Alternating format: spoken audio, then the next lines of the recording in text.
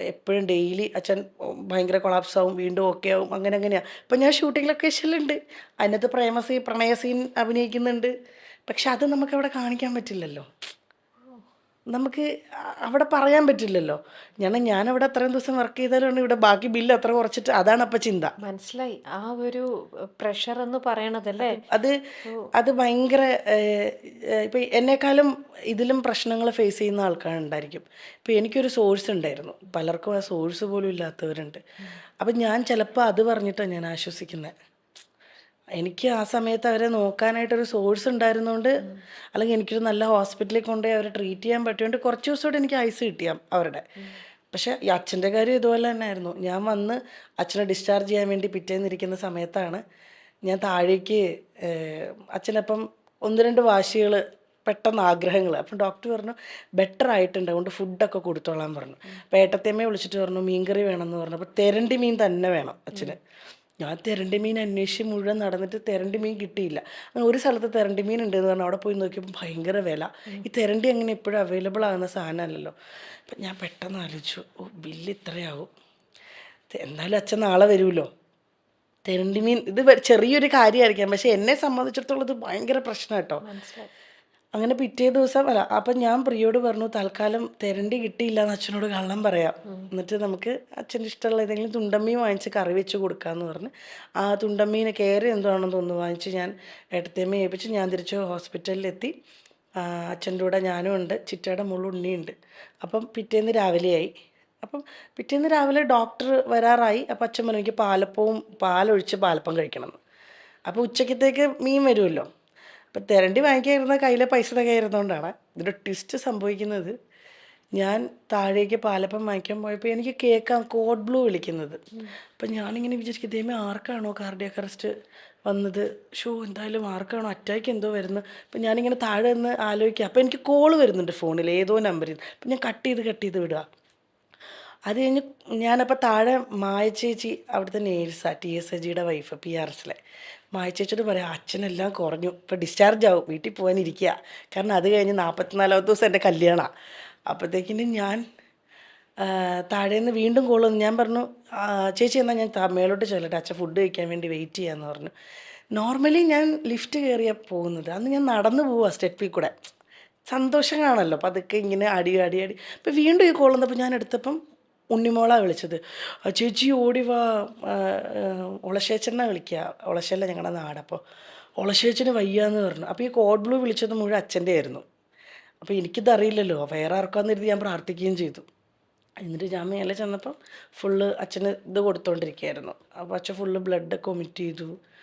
ആ, പിന്നെ അച്ഛൻ വേഗം വേഗം പിന്നെ വെൻറ്റിലേറ്ററിലായി. പിന്നെ അച്ഛൻ മരിച്ചു. പിന്നെ ആകെ എനിക്ക് ഈ ഇത് ഫുഡും കൊടുക്കാൻ പറ്റിയില്ല, പാലപ്പവും കൊടുക്കാൻ പറ്റിയില്ല. തെരണ്ടി അച്ഛൻ ഭയങ്കര ആഗ്രഹിച്ചു, അതും പിന്നെ നാളത്തേക്ക് മാറ്റി വെച്ചു. ഇത് വലിയ സംഭവം അല്ലെങ്കിൽ കൂടെ അന്ന് മുതൽ ഈ സമയം വരെ ഈ മീൻ മാത്രം ഞാൻ കഴിക്കില്ല. അതുപോലെ തന്നെ എൻ്റെ ബ്രദർ അതുപോലെ തന്നെ. ഇത് വലിയ സംഭവമായിരിക്കില്ല, ഇപ്പോൾ കേൾക്കുന്നതൊക്കെ ഇതൊരു വലിയ സംഭവമാണോ എന്ന് വിചാരിക്കും. അയ്യോ, അതെ അതെ, ശരിക്കും. പക്ഷേ നമ്മൾ കള്ളവും പറഞ്ഞ് ഇത് കൊടുക്കാനും പറ്റിയില്ല. എൻ്റെ ചേട്ടൻ കരിക്കും. എൻ്റെ അമ്മ ലാസ്റ്റ് ചോദിച്ച സാധനമാണ് ചേട്ടനോട്, കരിക്ക്. അത് കൊണ്ടുവന്നപ്പോഴത്തേക്കും അമ്മ മരിച്ചു. എൻ്റെ ചേട്ടൻ അതിന് ശേഷം കരിക്കും കഴിക്കില്ല. കാരണം ഇതൊക്കെ നമ്മളെ ഈ പ്രതീക്ഷിക്കാതെ പോയതാ രണ്ടുപേരും. നമ്മളങ്ങനെ വിചാരിച്ചിട്ട് പോലെ ഈ വയ്യാതെയൊക്കെ കുറേ നാൾ അങ്ങനെ കിടന്ന് അങ്ങനെയൊന്നും അല്ലല്ലോ. അതെ, അമ്മയും അച്ഛനൊക്കെ നടന്ന് കയറിയവരാ ഹോസ്പിറ്റലിൽ. പെട്ടെന്ന് തിരിച്ചു വന്നത് രണ്ടുപേരും നമ്മൾ വല്ലാണ്ടൊരു മെന്റൽ ഷോക്കിലേക്ക് പോകും അല്ലേ അപ്പോൾ. ഭയങ്കരമായിട്ട്. അപ്പം ഞാൻ ഇതിൻ്റെ പിറ്റേ ദിവസം എനിക്ക് ഷൂട്ടാ, അച്ഛൻ മരിച്ചതിൻ്റെ. അപ്പം അച്ഛനെ ഇതായല്ലോ, ഓക്കെ ആയല്ലോ. അപ്പം ഞാൻ പെട്ടെന്ന് വിളിച്ചിട്ട് പറഞ്ഞു അച്ഛനിങ്ങനെ മരിച്ചു, എനിക്കൊരു 2 ദിവസം തരണം, ഒന്ന് വേറെ ആരും ഇല്ല. അങ്ങനെ പറഞ്ഞ് 2 ദിവസം കഴിഞ്ഞിട്ട് ഞാൻ വീണ്ടും സിനിമയ്ക്ക് പോയി ജോയിൻ ചെയ്തു. കാരണം ജോയിൻ ചെയ്യാതിരിക്കാൻ പറ്റില്ല, 44 ദിവസം എൻ്റെ കല്യാണമാണ്. അപ്പം അങ്ങനത്തെ നമ്മളെ ട്രാവൽ ചെയ്യിപ്പിക്കുന്ന ഒന്ന് രണ്ട് ഘടകങ്ങൾ ലൈഫിലുണ്ട്. എന്നാലും വീണ ഇത് കേൾക്കുമ്പോൾ തന്നെ വീണ പറയുമ്പോൾ ഫുൾ ഞാൻ ഇങ്ങനെ വിഷ്വലൈസ് ചെയ്യാണ്. നടന്നു കയറിപ്പോയ അച്ഛനും അല്ലെങ്കിൽ അമ്മയുടെ അവസ്ഥ. വീണ നിസ്സഹായാവസ്ഥയുടെ പുറത്താണ് വീണ വർക്ക് ചെയ്യേണ്ടി വരുന്നത്. എനിക്കിത് ശരിക്കും എനിക്ക് തോന്നുന്നു പലരുടെ ലൈഫിലും ഇങ്ങനെ ഉണ്ടായിട്ടുണ്ട്. ഞാനിത് പറഞ്ഞ സമയത്തെ നമുക്കൊരു ബ്രേക്ക് എടുക്കാൻ വീണ. ഒരു ബ്രേക്ക് എടുത്തിട്ട് നമുക്ക് ചെയ്യാം. ഒരു ബ്രേക്ക് എടുത്തിട്ട് ചെയ്യാം. ഏ ദാ. ഉം. വീണ ഇതിപ്പം വളരെ ഈസി ആയിട്ട് പറഞ്ഞു പോയുന്നുണ്ട്. പക്ഷെ ആ ഒരു സമയത്ത് വീണ അനുഭവിച്ച ആ ഒരു വേദന എന്ന് പറയണത്, അത് ആർക്കും റിലേറ്റ് ചെയ്യാൻ പറ്റും. കാരണം നമുക്കെല്ലാവർക്കും അച്ഛനും അമ്മയും ഉണ്ടല്ലേ. അതുള്ള ആർക്കും റിലേറ്റ് ചെയ്യാൻ പറ്റുന്ന ഒരു വേദനയാണ്. എന്തുകൊണ്ട് വീണ അന്നേരം ജോലിക്ക് പോയി? ജോലിക്ക് പോയാൽ എനിക്ക് തോന്നുന്നു അന്ന് വളരെ ഏർലി ഏജാണ്. ഇങ്ങനെ ഒരു സെലിബ്രിറ്റി ആയിട്ടില്ല. ഒന്ന് ആലോചിച്ച് നോക്കൂ.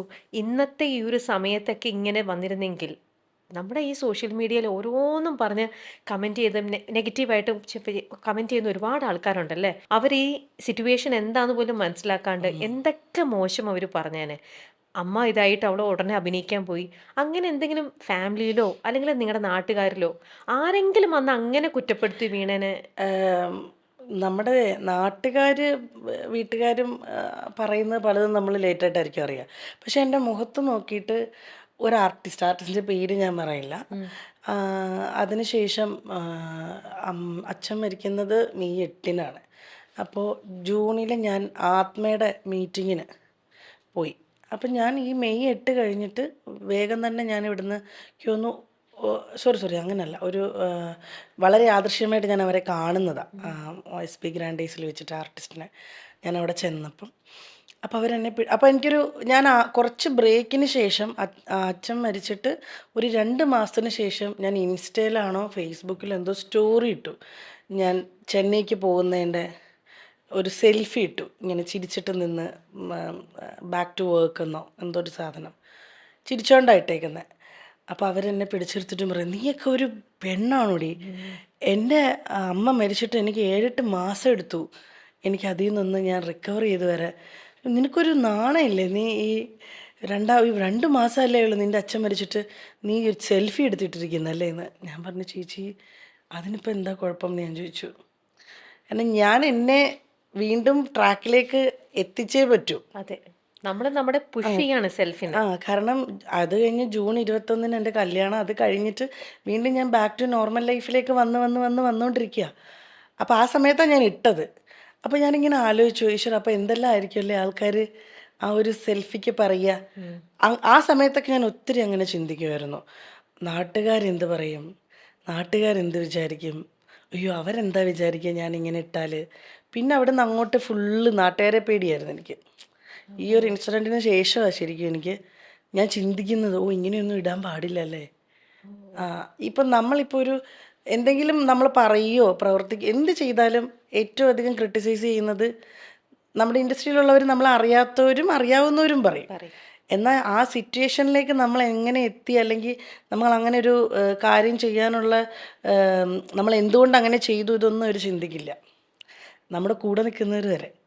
പക്ഷെ അത് നമ്മൾ പിന്നീടായിരിക്കും അറിയുക. അപ്പോൾ നമ്മൾ ഞെട്ടും, ഈശ്വര ഇവർ ഇത്രയും കൂടെ നിന്നിട്ട് ഇവരിങ്ങനെയൊക്കെ പറഞ്ഞല്ലോ. പിന്നെ കൂടെയുള്ളവർ പറയുമ്പോൾ പിന്നെ നാട്ടുകാരെ നമുക്ക് കുറ്റപ്പെടുത്താൻ പറ്റുമോ?